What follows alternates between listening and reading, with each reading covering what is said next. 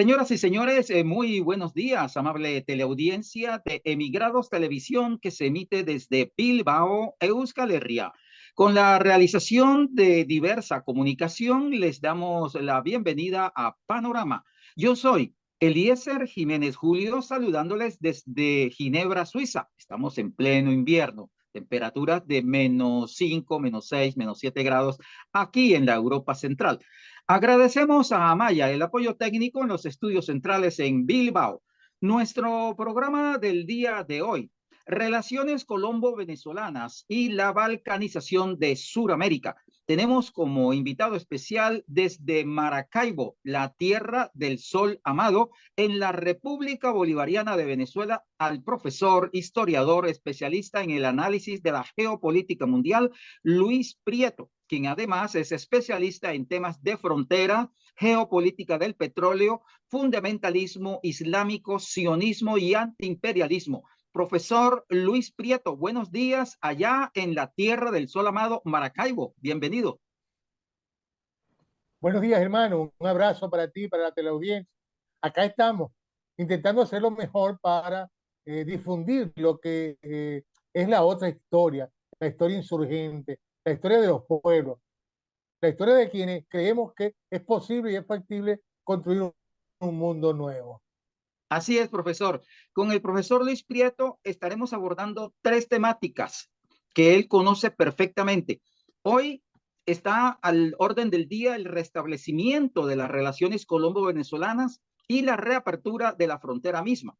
El segundo tema que vamos a abordar con el profesor Luis Prieto es la situación socioeconómica y política hoy día de la hermana República Bolivariana de Venezuela.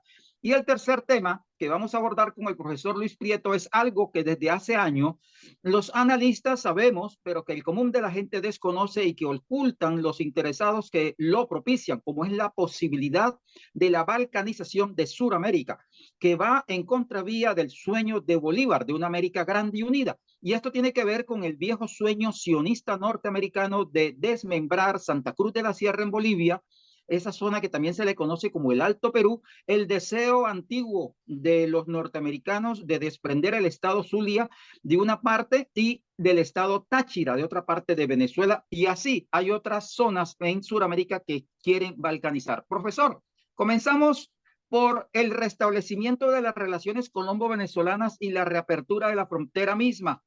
¿Qué nos cuenta? ¿Cómo ve usted eso en el día de hoy? Bueno, mira, yo creo que lo que se está planteando en estos días entre Maduro y Petro, y disculpa digamos, la camaradería con los que los nombro, no es otra cosa que un sueño aún truncado que no hemos cumplido, que es el pensamiento de Bolívar. Recordemos siempre a Bolívar. Los Estados Unidos de Norteamérica parecen destinados por la providencia a plagar de hambre y de miseria a los pueblos de América Latina en nombre de la libertad. Y es lo que hoy intenta hacer los Estados Unidos. En todo caso, osados han sido Petro y Maduro, que en medio de esa arremetida que los Estados Unidos está haciendo sobre América Latina, y que hablaremos en el tercer punto, a propósito del cumplimiento de los 200 años de la doctrina Monroe, que no es cualquier cosa, ya la abordaremos en el tercer tema, pero que han sido osados en tanto y en cuanto, compañeros, se están enfrentando a un monstruo de 1000 cabezas que pretende hacerse de todas las riquezas que existen en América Latina y fundamentalmente en Colombia y en Venezuela. Recuérdense que Colombia tiene la reserva petrolera de carbón más grande de América. Son 6.486 toneladas métricas de carbón que tiene de reserva. También es el octavo proveedor de petróleo a Colombia, a Estados Unidos, pero también produce coca. 70% de la coca que se consume a nivel mundial la produce Colombia, y esa la maneja la DEA y los sectores más reaccionarios y recalcitrantes de Colombia, incluyendo, por supuesto, al paramilitarismo que está allí a la cabeza de ese negocio. Pero insistimos en esto porque Colombia, compañero, de alguna manera ha representado históricamente, y tú lo sabes muy bien como colombiano, desde 1825, con aquel señor innombrable para mí, pero tenemos que hacerlo, aquel bandido llamado Francisco de Paula Santander, que entrega el proyecto bolivariano, que invita a participar a los Estados Unidos de Norteamérica en el Congreso Anfictiónico de Panamá, a espaldas de Simón Bolívar, e incluso para él era hasta un honor que los Estados Unidos participaran de ese gran congreso anfictiónico que Bolívar estaba preparando justamente en el 24 para confrontar a los Estados Unidos de Norteamérica y su intención de apropiarse del territorio.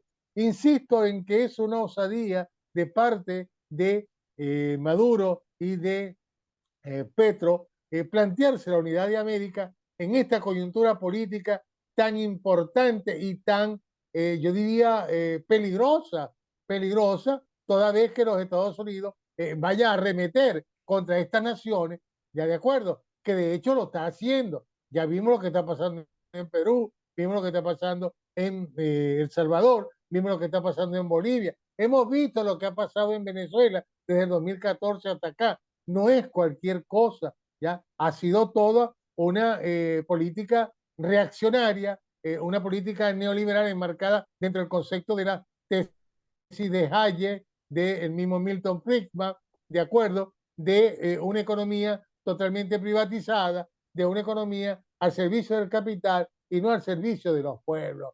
Se nos está cobrando, compañeros, y se nos va a seguir cobrando, digamos, la osadía, insisto en esa palabra, de estos dos caballeros y otros caballeros más, que han elaborado una propuesta política para los pueblos y no para las burguesías, y no para el imperialismo, y no para la, digamos, digamos los industriales a nivel mundial. ¿De acuerdo? Yo creo que independientemente de lo que pueda pensar otros sectores, creo que la relación colombo-venezolana en manos de Maduro y en manos de Petro marcha por buen camino. Sobre todo, compañeros, porque recordemos que Colombia ha necesitado de Venezuela desde el mismo momento de 1777, cuando se crea la Capitanía General de Venezuela, ya Colombia comienza a exigir una participación, una salida por el sur del lago de Maracaibo. Recordemos que entre Colombia y el Estado Zulia existe una relación de casi 100 años, 1676 a 1777, donde Colombia pues tenía un control casi absoluto y dominio político y económico de la cuenca del lago. Explotaban en los Santanderes, explotaban en lo que es los Andes venezolanos y todas las mercaderías salían por el lago de Maracaibo. Es decir, el lago de Maracaibo representó, compañeros, desde siempre una salida expedita para Colombia poder salir al mercado internacional. Por supuesto, en los últimos años, 2019, hasta nuestra fecha, se habían roto las relaciones con Colombia por todos los actos terroristas que Colombia ha cometido contra Venezuela. Ojo, ojo, la oligarquía colombiana, el Estado agregado de Colombia, la neocolonia de Colombia, que fue hasta ayer, hasta la llegada de Petro. Esperemos que con Petro esa realidad sociopolítica cambie en favor de los nadies, como lo llamó nuestro querido amigo ya fallecido Eduardo Galeano, ¿de acuerdo? Al lado de nuestra amiga Francia Márquez. No obstante, y hay que decirlo con toda propiedad, compañeros, al igual que Lula, al igual que Arce, al igual que Maduro, al igual que Daniel Ortega, Petro y la compañera Márquez están ya siendo, digamos, asediados por esa campaña terrorista de la derecha recalcitrante colombiana para sacarlos del juego político, acusándolos de comunistas, acusándolos de guerrilleros, acusándolos de terroristas, e incluso hemos visto cómo se le colocó una bomba de 7 kilos a la señora Francia Marca, la vicepresidenta colombiana, para sacarla del juego político.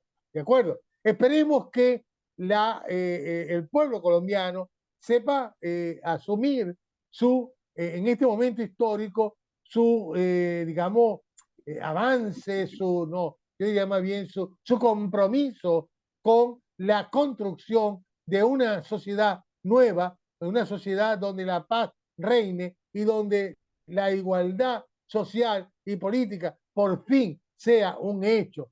y olvidemos, perdón, pasemos la página, superemos lo que ha sido el terror en Colombia como práctica para mantenerse en el poder, que ya es bastante tiempo. Recuérdate tú, y insisto en esto, porque tú eres colombiano y sé que eres un estudioso de la historia y la geopolítica mundial y colombiana. Recuérdate que desde 1781 el primer asesino que tuvo Colombia fue precisamente un obispo virrey, el señor Antonio Caballero y Góngora. Recordemos que fue el responsable de aniquilar a los comuneros ya del Socorro que se atrevieron a exigirle a la corona que bajaran los impuestos y que asumieran una postura menos explotadora contra los trabajadores del campo, contra los mineros colombianos, y que bueno, Góngora los traicionó y al año siguiente, en 1881,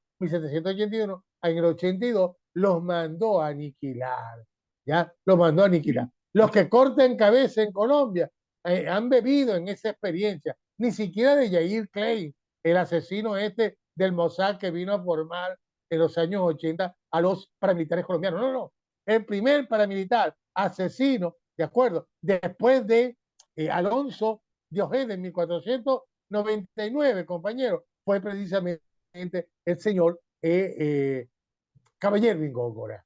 Estamos conversando con el profesor, historiador académico Luis Prieto. Él está en la Tierra del Sol Amado en Maracaibo, Venezuela, hoy en Panorama, hablando de las relaciones colombo-venezolanas, igualmente de la situación política, social y económica de Venezuela, la República Bolivariana Hermana.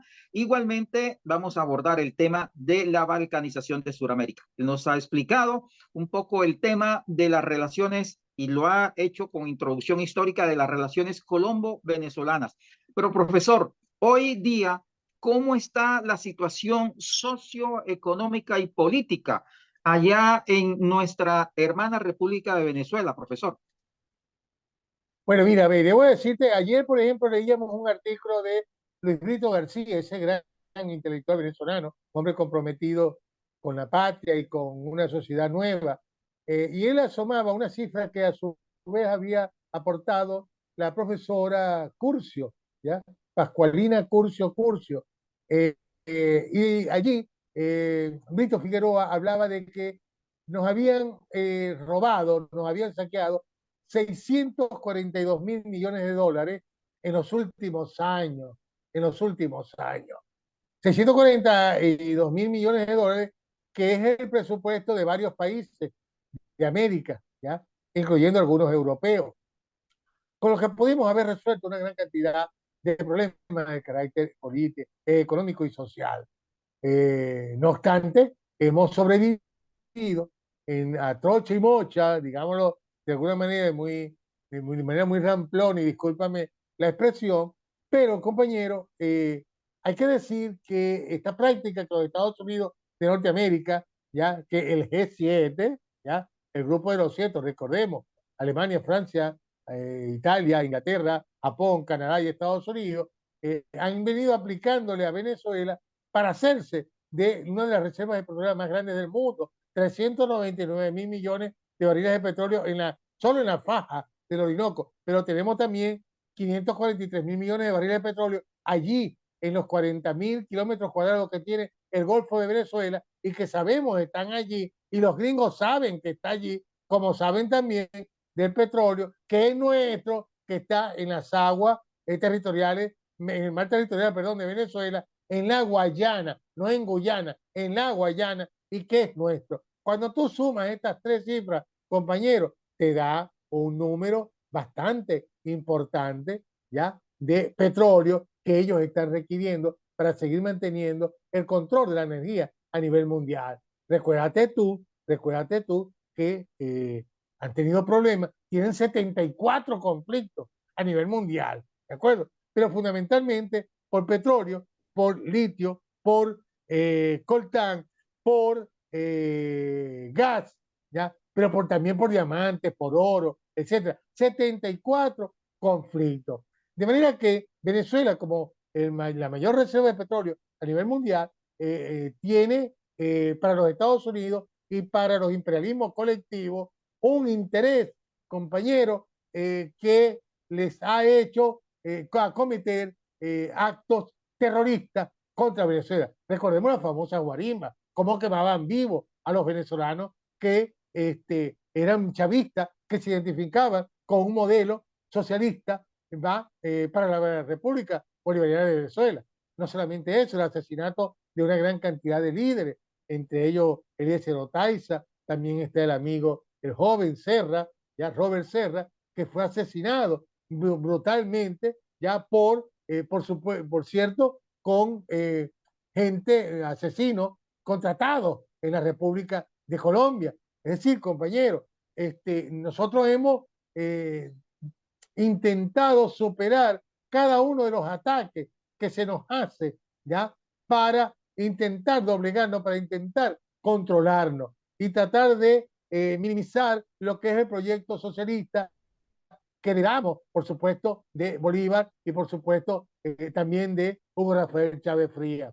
No nos van a perdonar que nos hayamos atrevido ya a cambiar el rumbo de la historia y de alguna manera reivindicar el planteamiento de Bolívar sobre la libertad, sobre la soberanía, sobre la independencia. ¿De acuerdo? No nos los van a perdonar. Recuérdate tú que asesinaron a Bolívar, asesinaron a Chávez y por supuesto también ha habido intentos de asesinato, de magnicidio, como lo fue en 2018 contra Nicolás Maduro.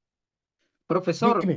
en el día de hoy prácticamente se ha restablecido la exportación de petróleo venezolano hacia los Estados Unidos. ¿Qué significa esto en esa política del imperialismo norteamericano contra Venezuela y que se haya retomado?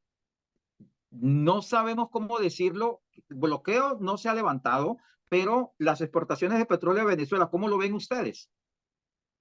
Bueno, mira, como lo veo yo, Luis Prieto, ¿ya? Porque el alto gobierno tiene otra visión, pero yo lo veo como una intención malévola de los Estados Unidos de presionarnos porque no les queda otra alternativa. Recuerda que Rusia les proveía de 800.000 barriles diarios de petróleo, además del gas que le enviaba también Europa, además de los alimentos, además de los cereales, ¿ya?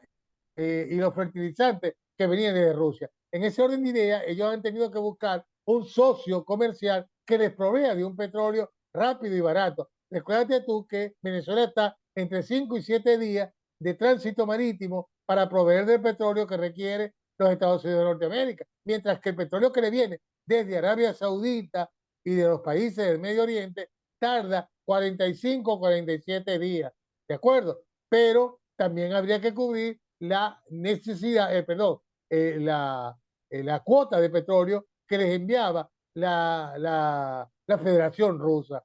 De manera que es una práctica ya muy frecuente de los Estados Unidos de Norteamérica de intentar doblegar o de intentar obtener el petróleo que requiere para su industria y por supuesto también para la guerra. Recuérdate que incluso en Venezuela han sido asesinados. Cipriano Castro fue asesinado, Medina Angarita, fue derrocado Rómulo Gallego, fue derrocado Delgado Chalbó, fue derrocado Marcos Pérez Jiménez y fue asesinado Hugo Chávez Frías y el intento de asesinato de Maduro en el año 2018. Es decir, compañeros, el petróleo ha sido el gran dolor de cabeza para los Estados Unidos y para las famosas 7 hermanas. Recuérdate tú, las petroleras que dominaban y controlaban la producción petrolera a nivel mundial. No nos han perdonado ya la ley de hidrocarburos planteada por Hugo Rafael Chávez Frías y el que se nos tenga que devolver el control total absoluto de nuestra industria o en caso de alguna empresa mixta se establece que la mayoría accionaria pertenecía a la nación venezolana. De manera que, bueno, si necesitan petróleo, vamos a vendérselo, pero las condiciones las ponemos nosotros, los venezolanos. Después de todo, y hay que decirlo y anunciarlo, ya los rusos han planteado seriamente venir a Venezuela a producir petróleo para que Venezuela pueda nuevamente, con el auxilio de Irán y de Rusia y de China, poder colocar el petróleo necesario para que nuestra economía vuelva a crecer y pueda entonces resolverse el problema de digamos, de la escasez, yo diría de las limitaciones socioeconómicas de los pueblos venezolanos. Porque recuérdate tú, hay toda una campañita horrible de que Maduro ha puesto a la gente a pasar hambre por el alto costo de la vida y que el salario se ha vuelto sal y agua. Caramba, pero ¿quiénes fueron los que provocaron esta situación de hambre y miseria? No fueron ellos, ellos, los mismos que llamaron a los gringos a que nos invadieran, los mismos que le pidieron a los gringos que no nos enviaran más mercancía, más maquinaria, más repuestos, más medicina, más alimentos. ¿Y ahora qué pretende? Incluso fueron los que provocaron la inflación con el dólar criminal, el dólar today, que desde Cúcuta, desde Miami, desde Madrid, dirigen la economía venezolana. Son los que imponen al viejo estilo que planteó en su oportunidad el señor, caramba, Hayek, sí, Friedrich von Hayek, de crear, que los bancos centrales, perdón, de la República del Mundo tuvieran controlada, o la moneda por excelencia fuera el dólar, cosa que habían acordado en el 44 en Bretton Woods y que finalmente lo impusieron a partir de 1974, cuando el dólar, cuando la economía norteamericana se tambaleó, tuvieron que retirar el oro y se hicieron socios de los árabes para proteger el petróleo a nivel de mercado con los petrodólares. Dime, hermano. Gracias, profesor Luis Pireto. Entramos en la última parte del programa hablando de algo interesante que lo comentábamos al inicio y es el sueño que ha tenido el sionismo, los norteamericanos, la doctrina Monroe de la balcanización de Sudamérica, que va en contravía del pensamiento de Bolívar de una América grande, unida, fuerte, poderosa, hacer la potencia y que hoy día lo estamos viendo en esa posibilidad de balcanización. Los que sueñan es la extrema derecha sionista mundial para desprender al Santa Cruz de la Sierra de Bolivia. Eso por un lado, el viejo sueño del sionismo y de la OTAN misma con desprender el Estado Táchira de nuestro profesor, pero usted es historiador. ¿Por qué ese tema de la balcanización? Usted conoce muy bien esa historia. Háblenos de eso para ir cerrando el Bueno, sí, programa. mira, la balcanización tiene que ver mucho, compañero, con la vieja tesis, el viejo sueño de James Monroe. Ni siquiera de Monroe. Recuerda que fue Thomas Jefferson en 1786 quien planteaba la anexión de todas las ex colonias, de todos los ex territorios que pertenecieron a Hispanoamérica, 1786. Pero luego el señor John Quincy Adams, 1823, va a escribir el famoso panamericanismo que va a presentar James Monroe el 2 de diciembre de 1823. América para los americanos, dirían algunos, pero el resto de América sería nuestro patio trasera. Esa conducta, compañero, imperialista de dominación, de control de la política exterior norteamericana o de la teocracia norteamericana ha sido repetida infinidad de veces por Mahan a principios del siglo, al final del siglo XIX, por el señor Theodore Roosevelt, ya en 1904, el colorario Roosevelt, recuérdate tú, ya. Pero bueno, viniéndolo más hacia nuestro tiempo, en la misma tesis de el señor Spigman en 1945-43, perdón, Estados Unidos contra el mundo y el Mare Nostrum, al que consideraban a Colombia, a Venezuela y a toda la cuenca del Caribe como parte de la expansión territorial de los Estados Unidos. En ese orden de ideas se hicieron en 1846, recordemos, a buena parte del territorio mexicano, 2.100.000 kilómetros cuadrados. Le quitaron a México, ¿de acuerdo? Es decir, historia de despojo, de invasión, como invadieron también Puerto Rico, Guam y otras islas del Caribe, incluyendo lo que le hicieron a Colombia desmembrándole en 1903 a Panamá, ha sido lo que ha estado presente en la política exterior norteamericana. Y más hoy, compañeros. Recordemos que esa doctrina está cumpliendo este año 200 años, 200 años. Y recientemente acaba de pasar por América esta señora, esta infeliz criminal, totalmente monroísta, la señora Lagua Richardson, para plantear de que en América Latina existía mucha riqueza, existía la mayor cantidad de litio del mundo, que la tiene Bolivia, pero también tiene Perú, la tiene Brasil, ¿ya? ¿De acuerdo? También tiene Brasil las 17, óigase bien, las 17 tierras raras que se conocen a nivel mundial, las tiene Brasil. Pero Brasil también tiene petróleo, Brasil también tiene gas, Brasil también tiene oro y tiene una biodiversidad extraordinaria allí en la selva amazónica.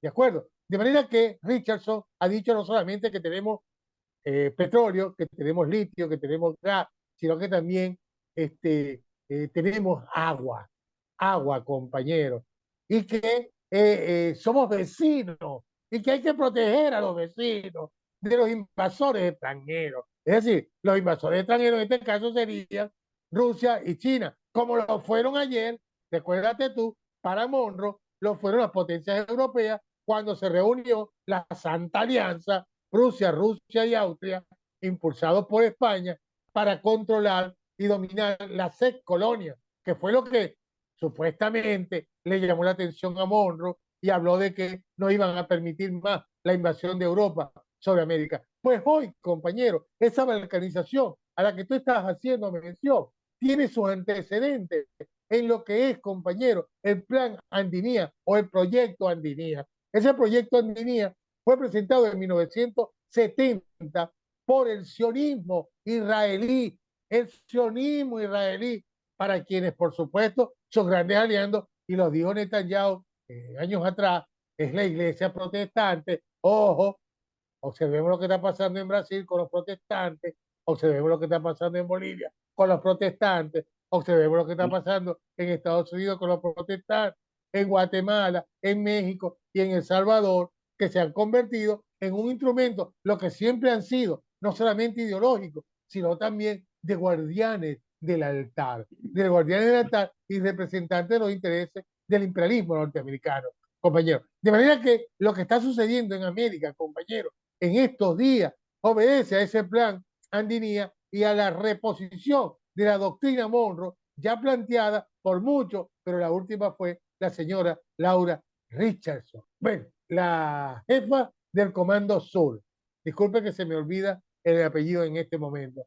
Pero, por supuesto, hay que balcanizarlo, compañeros, porque Estados Unidos necesita litio, Estados Unidos necesita petróleo, Estados Unidos necesita, y Canadá, que son los dos grandes países que tienen contratos y convenios en Perú para la explotación de oro, petróleo, uranio y litio, necesitan que les renueven, perdón, esos contratos de exploración y de explotación de esos minerales, del petróleo, del gas, del litio, ¿ya? ¿De acuerdo? Pero también les interesa, por ejemplo, crear en la Patagonia argentina y la Patagonia chilena nada más y nada menos que el sueño dorado de los israelíes de crear allí Israel, como lo pensaron en 1947.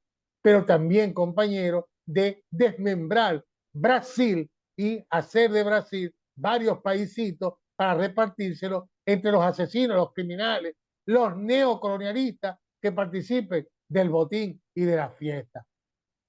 Por último, compañeros, y hay que decirlo, dentro de ese proyecto Andinía está, por supuesto, también el desmembramiento de lo que ellos dieron en llamar, lo que Chávez llamó la media luna venezolana, donde está Zulia, Táchira, Mérida, Trujillo, Falcón, ¿de acuerdo?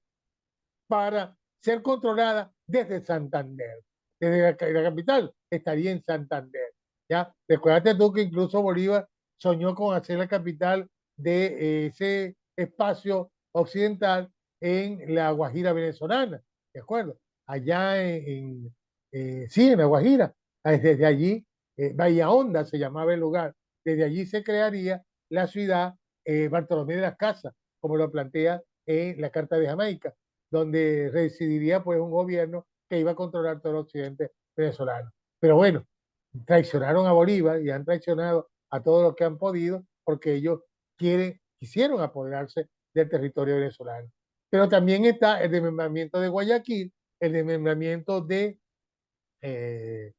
Guayaquil, ya en Ecuador, el desmembramiento de Santa Cruz de Bolivia, porque allí hay petróleo, ahí hay gas y hay litio, compañero. La reserva más grande del mundo. Como también tiene litio México y, por supuesto, de allí la balcanización. Apropiarse patio trasero, que ya ni siquiera es América del Sur, parece que se amplió, es más ancho y pretenden también abordar lo que es el Océano Pacífico, el Índico, perdón, ya para apropiarse de un mercado gigantesco.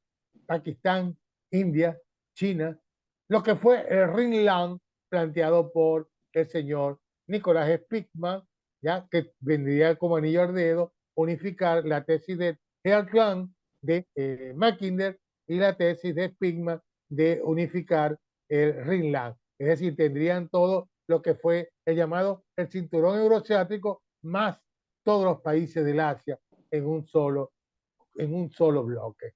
Y para eso han creado el AUKUS y tiene la OTAN. Muchas gracias, hermano. Profesor, en 2 minutos para cerrar el programa, ¿qué hacer desde los pueblos en el caso de Sudamérica para enfrentar esa balcanización? En 2 minutos, profesor. Bueno, tenemos la necesidad imperiosa de educarnos, de formarnos, de revisar nuestra historia para no seguir cometiendo los mismos errores y organizarnos para confrontar y enfrentar, como lo hizo Bolívar, lo hicieron nuestros héroes, ya a ese imperialismo norteamericano que pretende nuevamente colocarnos la pata en el pescuezo. Viviremos Bueno, y venceremos, compañeros. agradecemos al profesor Luis Prieto desde la Tierra del Sol Amado en Maracaibo, Venezuela, su participación en este programa Panorama del día de hoy. El profesor Luis Prieto además es especialista en temas de fronteras, geopolítica del petróleo, fundamentalismo islámico, sionismo y antiimperialismo. Y con él, un día de esto vamos a volverlo a invitar aquí al programa para que nos hable de la situación geopolítica a nivel mundial. Agradecemos a Amaya en los estudios centrales en Bilbao. Muchas gracias por su apoyo técnico. Este programa fue realizado por Diversa Comunicación y emitido por Emigrados Televisión desde Bilbao, Euskal Herria. Yo soy Eliezer Jiménez Julio desde Ginebra, Suiza. A ustedes, amable teleaudiencia, agradecerles por su atención. Tengan ustedes feliz el resto del día. Muchas gracias.